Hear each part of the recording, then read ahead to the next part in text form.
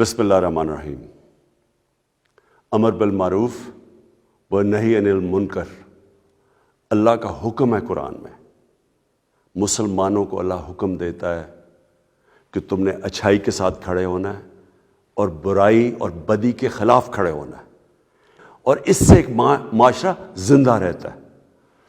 کھلے عام ساری عوام کے سامنے اس ملک میں ڈاکوؤں کا ٹولہ جو 30 سال سے اس ملک کو لوٹ رہا ہے، کرپشن کر رہا ہے، پیسے باہر بھیج رہا ہے، اس نے اکٹھے ہو کے پبلک ریپرزینٹیوز یعنی پبلک کے نمائندے جو پارلیمنٹیرینز ہوتے ہیں، ان کی ضمیر کی قیمتیں لگائی ہیں، ان کو خرید رہے ہیں، کھلے عام خرید رہے ہیں۔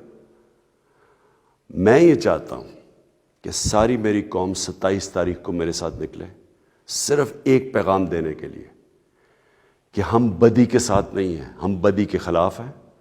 ہم اس ملک میں یہ جو جرم ہو رہا ہے ملک کی جمہوریت کے خلاف، قوم کے خلاف، عوام کے خلاف، کہ آپ چوری کے پیسے سے پبلک کے نمائندوں کے ضمیر خرید رہے ہو، قوم اس کے خلاف ہے۔